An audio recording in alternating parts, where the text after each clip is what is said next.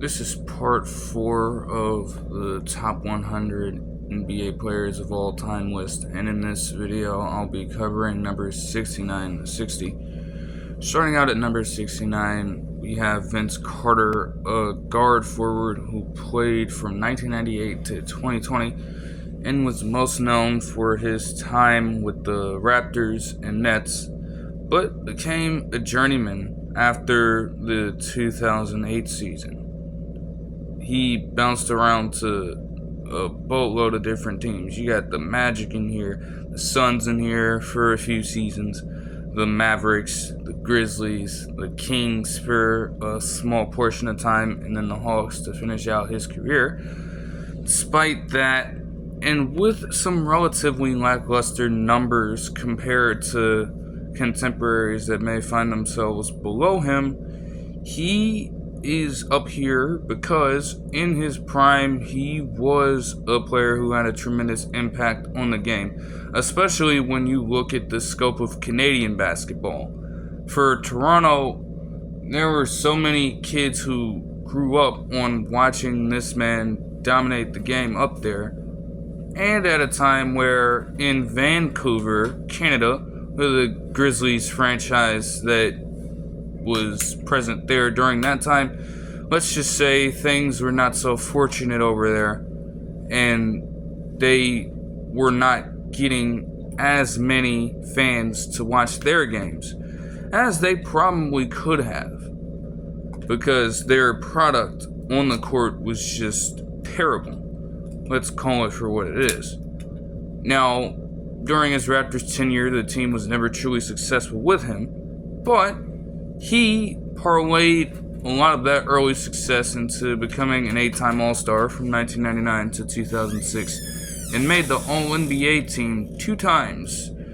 Made the 3rd team in the 1999 season and the 2nd team in the 2000 season. He may be looked at as a compiler when it comes to his numbers because he played the 3rd most games all time and did not nearly contribute as much as people below him on this particular list. And despite all of those criticisms, he did make the Hall of Fame. Again, like I've stated with multiple other players on here, the standards are very low for the Hall of Fame, and for Vince Carter to be able to get in, that may rub some people the wrong way. I personally don't have a problem with it at all, because when he was absolutely on top, I don't have a problem with it at all, because when he was absolutely at the top of his game, there weren't too many shooting guards who were better, especially in his early years. Obviously, as he kind of tailed off, you saw more dominant players take the front stage in the hierarchy of the guard play within the league, but he still earns a spot here. He had so much potential though, and you certainly wanted to see him succeed just a bit more in the playoffs with some of the teams he played with. He got closest with the New Jersey Nets, but they didn't necessarily pan out for too long either.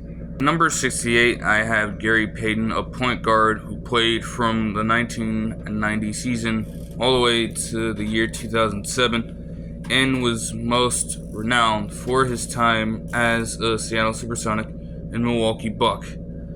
Now, he, in his career, averaged 16.3 points per game, 3.9 rebounds per game, and 6.7 assists per game, with 1.8 steals per game on 46.6% shooting from the field and 31.7% from beyond the arc. Those numbers aren't truly representative of how he played beyond the perimeter because, let's be real, the 3-point shot in the era in which he played in was nowhere near what it became all these decades later, and he was a relatively subpar jump shooter, all things considered. Now, he was definitely more adept in the mid-range, but not necessarily a lethal threat from beyond the arc.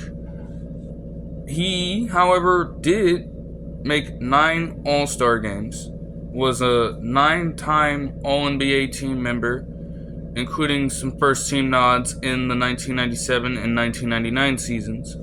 He also made the most all-defensive first teams, with 9 straight from the 1993 season all the way to the 2001 season, and won himself a Defensive Player of the Year award. He was truly a defensive ace.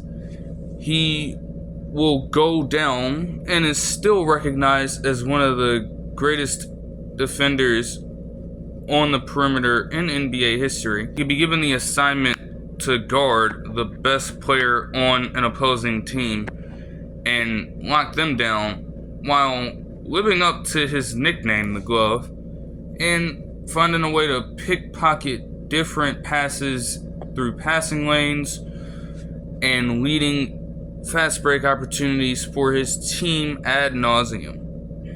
Now, granted, some of these players were so great to the point that they still got theirs with Peyton guarding him, but he certainly wasn't going to allow them to get the shots they wanted to easily. He was truly a very physical player, even with his smaller stature, and he was going to make you work for every single bucket that you got, and you weren't going to truly outwork him unless you had a mindset similar to his. He was going to out hustle you, and he was going to give everything he had to stop you from doing what you were about to do to his basketball team. He was a decent enough tone setter on both sides of the ball. He could lead in offense. It's not like he was incapable, despite his lack of being able to space the floor efficiently enough to be a threat. He was a reliable enough player on offense for the Sonics to look his way if they needed a bucket, but they had other players around him at the time who were truly more of an offensive threat than he was. He was able to carry the workload for his respective teams during a few playoff runs, especially when he was with the Sonics. Notably in 1996, they made the NBA Finals as a team, but lost to the Bulls because of that man who you know already. That team was just dynamic that season as a whole, and they could not overcome it. And he managed to string together a few more along the way. Certainly chased a championship ring after 2003 and eventually got it in 2006 with the Miami Heat. But whether people want to validate that or not, he did win at the highest level when you look at the jewelry he possesses to this day. He left behind a career that will be remembered by many, especially with some of the peers with whom he played with for so long. He became a member of the NBA's 75th anniversary team in 2022 and was named a Hall of Famer. Number 67, I have Bill Walton, a center who played from 1974 to 1987 with, most notably, the Trailblazers, the multiple iterations of the Clippers, and the Celtics at the tail end of his playing career. Now, this is a very interesting case. It's almost bold to have Bill Walton this high on a list talking about the top 100 greatest NBA players ever. And it seems that way with how he's viewed by a few of his contemporaries. Let's just say that Shaq, who we know today as a basketball analyst and broadcaster, he, during his playing career, worked relentlessly to slander Bill Walton's name in what whatever way he could because he felt that he was nowhere near his level of play at the time. And granted, while that might be true, when Bill Walton was at his healthiest, he will certainly be recognized by many people, and so a lot of analysts today have said this. He is well deserving of a spot on this list and a spot this high. You look at a player who has 2 All-Star nods, 2 All-NBA team selections, 2 All-Defensive team selections, and a 6th Man of the Year award. You may not expect a whole lot on the surface level in terms of how they played throughout their careers, but when you look at the fact that he won an MVP in 1977 along with an NBA championship and Finals MVP in 1977 with the Trailblazers, in which during the series he averaged 18.5 points per game, 19 rebounds, 5.2 assists per game, 1 steal per game, and 3.7 blocks per game, putting the Trailblazers on his back and winning them a title, and leading the league in rebounds and blocks during 1976. It's hard for me to say that if he did not sustain good health throughout his career, his numbers would be more respectable to so many people out there, and his career wouldn't come into question. However, that is always the mystery that surrounds Bill Walton. It's always a question of what if this, what if that, because he was always hurt. During his 13-year run as a player, he only played 80 games in a regular season 1 time, and missed multiple seasons due to injury. It was almost surprising to see that he could play for more than a decade, but that's not really saying much. By the time he got to Boston, he could barely move around in the way that he used to before because his body so quickly built up a lot of wear and tear that took a toll on it to the highest extreme. And to quell that in some way, he felt it necessary to take a reduced role. His mindset was probably that he could start on a specific NBA team if he really wanted to, but his body would not allow him to do it. Nevertheless, despite all of that, he finished his career averaging 13.3 points per game, 10.5 rebounds per game, 52.1% from the field. Numbers may not look as the most impressive to people, but trust me, with a lot of his contemporaries, if you ask them how great he was, all they will really be able to tell you is what they witnessed from him during his relatively short career compared to other great centers of the time. But it was so dynamic that they have no choice but to acknowledge just how great he was, even if we are so caught up in the statistics of his entire career.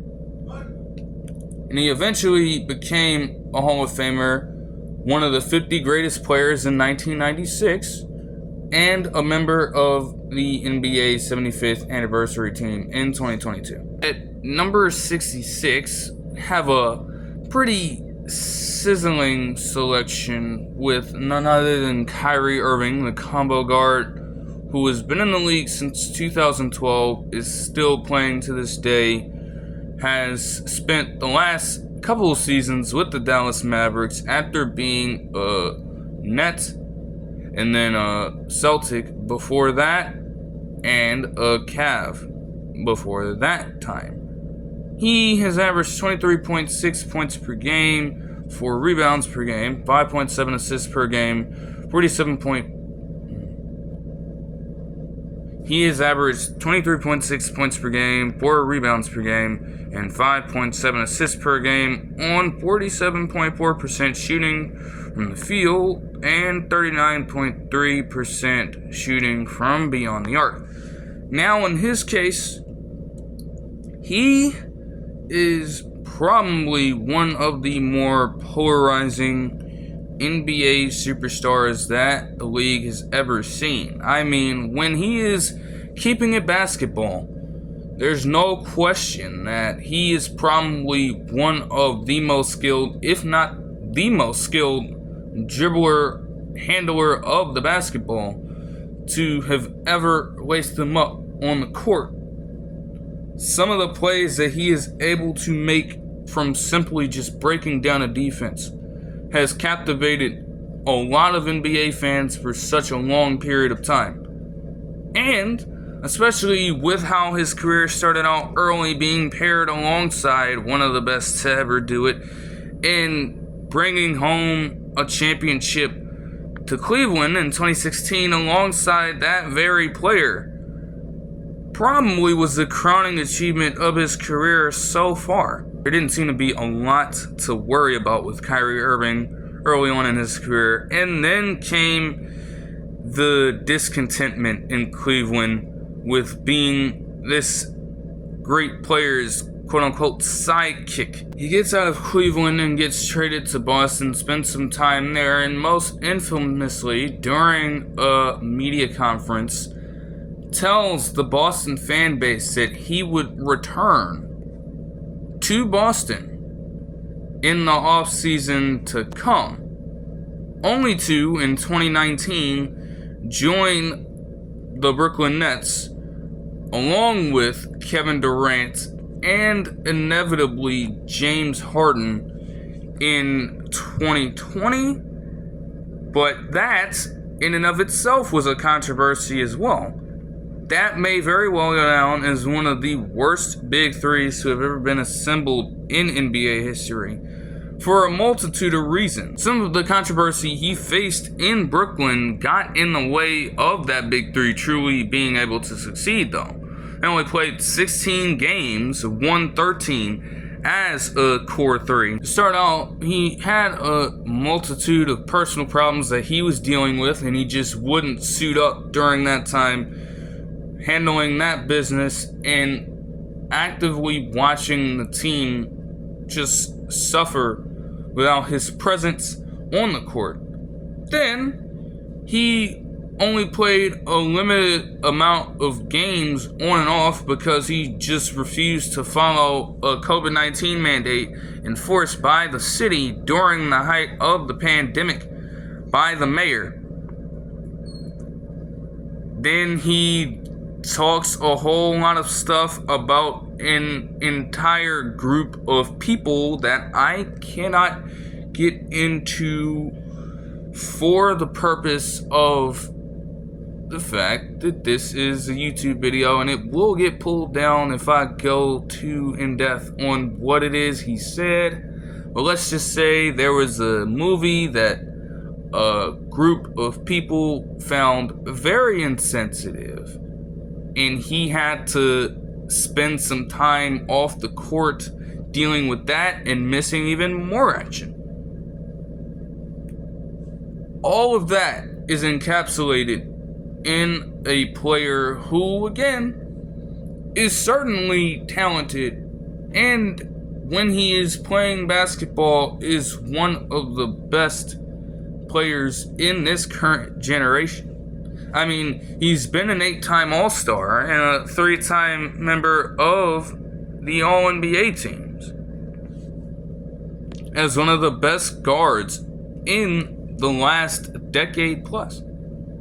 Now, since he's become a Dallas Maverick, a lot of the narrative has certainly changed for him. He had a stellar 23-24 paired up alongside Luka Doncic as kind of the older mentor to him. It led the team all the way to an NBA Finals appearance where they infamously lost in 5 games to Boston in Boston, a team that he has not beaten in 3 years and change. Now, he did not play his best in the NBA Finals, but if there is a continued effort to build even more chemistry, especially with some of the new players coming in, like Klay Thompson, and a lot of younger draft picks that they've acquired, who's to say that he and the Mavericks don't contend for another title sometime soon? The jury's still out on that. But as his career stands right now, I have no problem with putting him on the lower end of the top 75 best to ever do it. Now again, things could very well change. If he continues at a similar pace, he might drop off a little bit. If he continues to put himself in winning position, he might go up a little bit. You never really know with something like this. It's truly subjective, as bold as it looks. So, only time will tell if he could maintain this spot. Now, something that can't really be debated because he's not an active player at this point. At number 65, I have Kevin McHale, a power forward who played with the Celtics from 1980 to 1993. He averaged 17.9 points per game with 7.3 rebounds per game on 55.4% shooting from the field. Now, he is probably one of the more important players to the history of the NBA than you may think. Now, the Celtics were a true dynasty throughout the 1980s, obviously, and in his given role as a pseudo six-man and starter in some cases, he only started 400 games and played 971 across his entire career. Still, there is no question that he was one of the three most important players on that team. He shot 60% from the field twice in back-to-back seasons during a stretch where he made 7 All-Star appearances and even made an All-NBA first team in 1986, where he averaged 26.1 points per game, 9.9 rebounds per game, 2.6 assists per game, 2.2 blocks per game, with a stellar 60.4% shooting from the field. He was also a multiple-time Sixth-Man of the Year award winner in the 1983 and 1984 seasons, and made 6 all-defensive teams as a very important piece on the front court, once again, with Parrish and another player who will be mentioned later, but I'm sure you know who he is already. He's so adept at deflecting shots that his 1,691 blocks rank 31st all-time, and he won 3 NBA championships with the squad, while also being named one of the 50 greatest players in 1996, and an official member of the He was also named a Hall of Famer and an official member of the NBA 75th anniversary team in 2022. Possibly one of the greatest 6 men to ever play the sport. Simply put. Now, he wasn't in that role for the entirety of his career, but there's not a lot of players who can say that they could be as productive both as a starter and off the bench as McHale was during his 13-year career. At number 64, we have another Boston Celtic in Sam Jones, a guard who played for the Celtics from 1957 to 1969. Now, he averaged 17.7 points per game, 4.9 rebounds per game, and 2.5 assists per game on 45.6% shooting from the field as one of the most important players on that Celtics dynasty in the late 50s and early 60s that won 10 NBA championships during his playing career. Yes, the league was shortened, but when you have that kind of dominance over your contemporaries, no matter how few of them there may be, that has to be recognized in some fashion. Even crazier to think about too, steals and games started statistics were not tracked during his career. So he won't even have the benefit of being able to have a true record of just how impactful he might have been defensively on record, because the footage and the data for those numbers just are not there for the given moment. Even with all of that being said, he was named an All-Star 5 times. He was given an All-NBA selection 3 times, and was also named one of the 50 greatest players in 1996. Was also a member of the official NBA 75th anniversary team, and was also named All Famer. At number 63, I have Walt Frazier, a point guard who played from 1967 to 1980, most notably with the Knicks, but also spent a little bit of time with the Cavaliers, weirdly enough.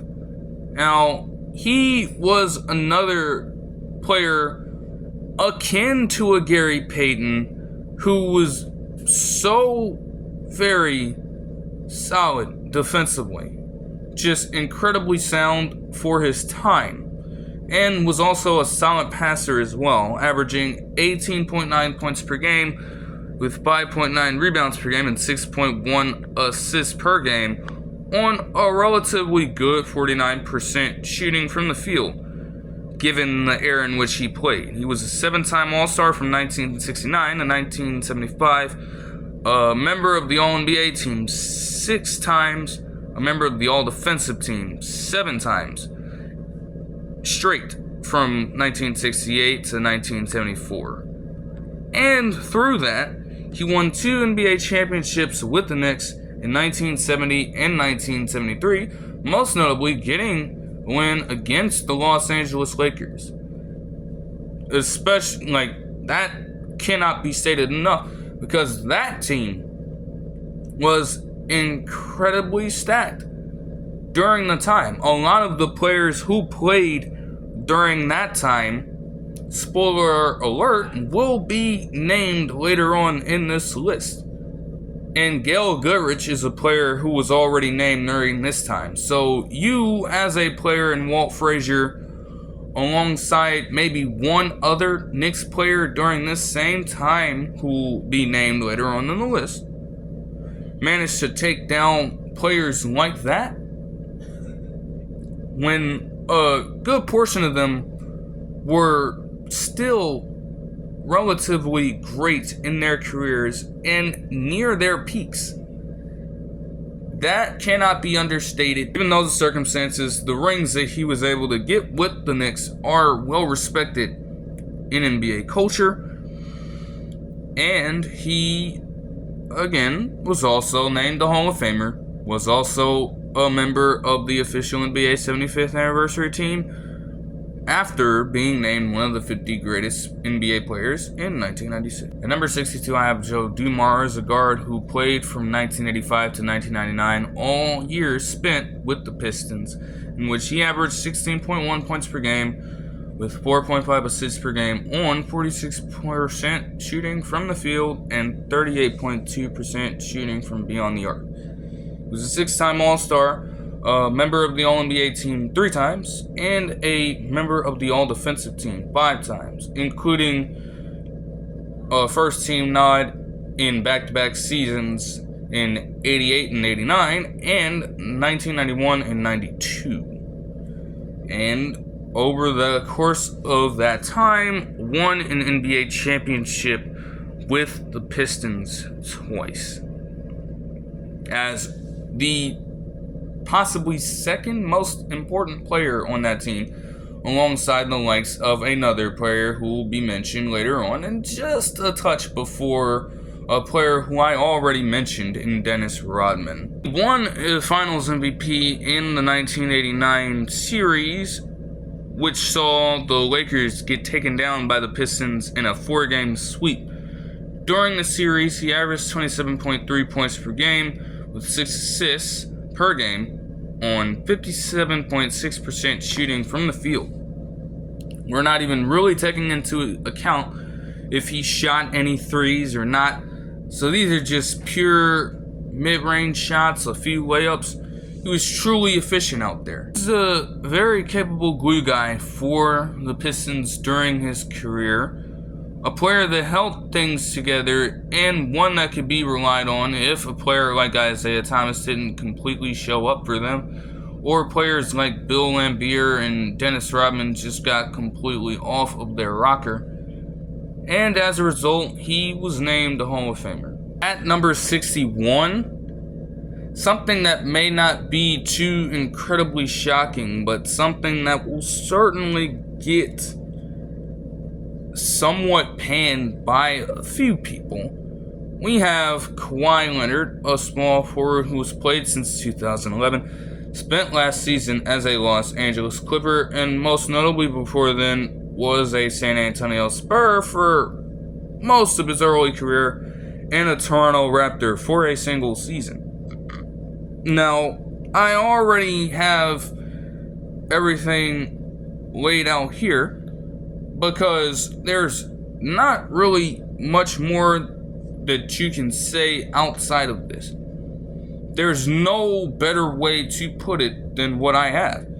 He is another player who was one of the most polarizing for relatively opposite reasoning compared to a player like Kyrie Irving. In a sense, you can say that he is accomplished but absent. He has made the All-Star team 6 times, an All-NBA team 6 times, an All-Defensive team 7 times, as one of the best two-way players, if not the best two-way player of the last decade. If you don't want to give Giannis Antetokounmpo or a player like Paul George, who I already mentioned, that respect. He led the league in steals 1 time and got back-to-back Defensive Player of the Year awards in the 2014 and 2015 seasons. He won an NBA championship 2 times and was a 2-time Finals MVP, especially in 2019. Yes, that Raptors team had guys like Pascal Siakam and Fred VanVleet, but at that point, they were role players.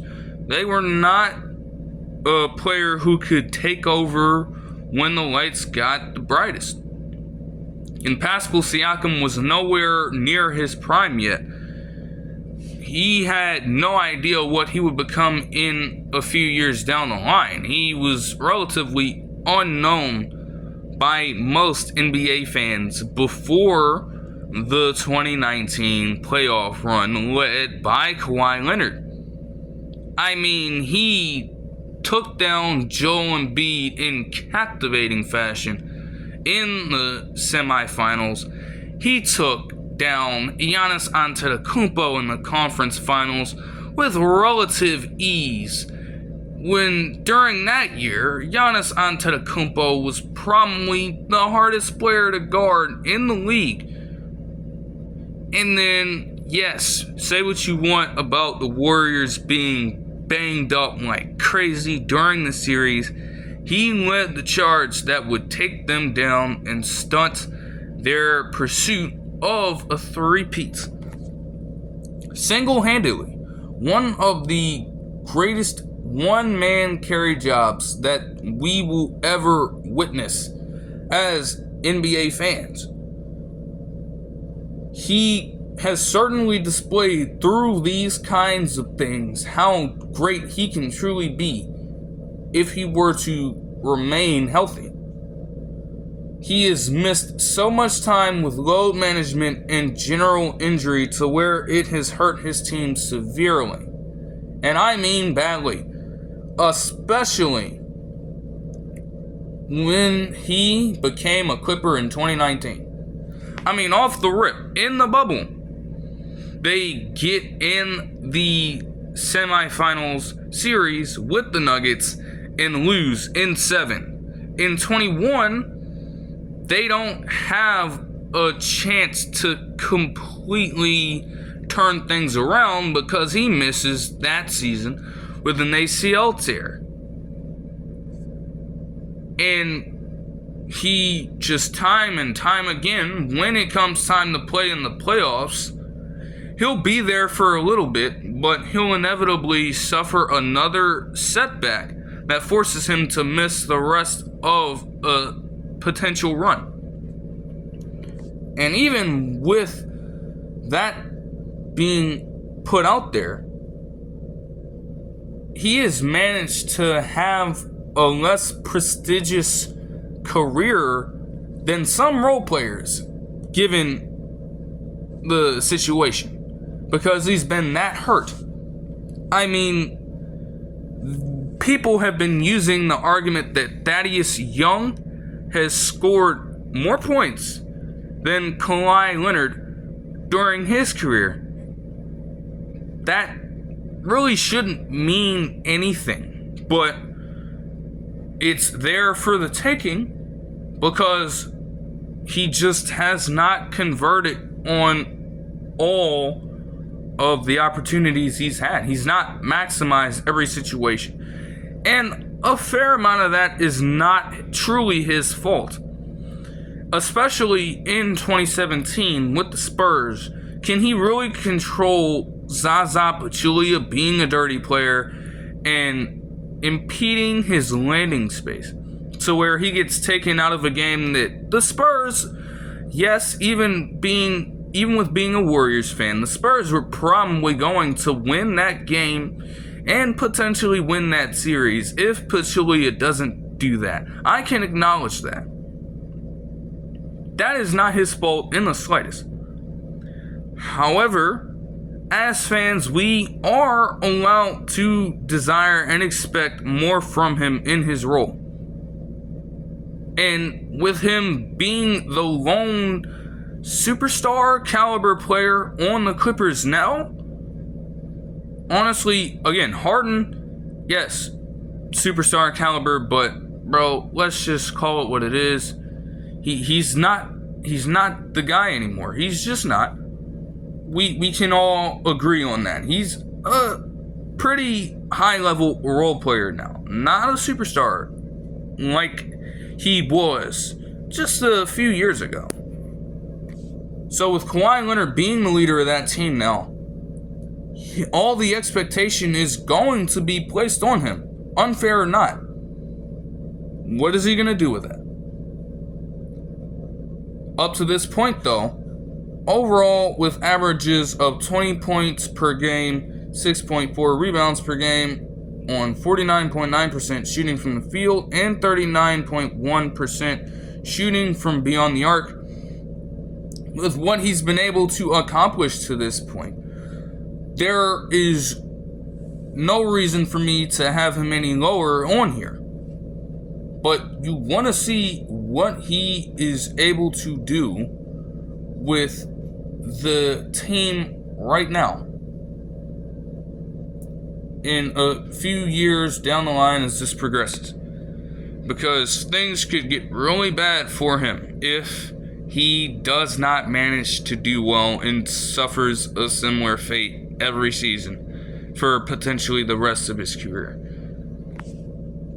And for his early accomplishments, he was also named a member of the official NBA 75th anniversary team in 2022. And at number 60, I have none other than David Thompson, a guard forward who played for only 9 years, most notably with the Nuggets, and played for the Supersonics for a small period of time. Even with his relatively short career, he was seen as one of the most dominant players in ABA history before becoming an NBA player and being one of the more dominant players during that era before his career ended prematurely due to injury. He averaged 22.7 points per game with 4.1 rebounds per game and 3.3 assists per game on 50.5% shooting from the field, making the All-Star team 5 times with 2 All-NBA selections and an All-ABA selection. He also, during an NBA game, scored 73 points, which is tied for the 3rd most all-time in NBA history. And he was named the Hall of Famer. Certainly one of the more impactful players in Nuggets franchise history, whether you look at their ABA or NBA history. That'll do it for this one. I hope you guys enjoyed the video, and I'll see you guys in the next one where I cover numbers 59 to 50.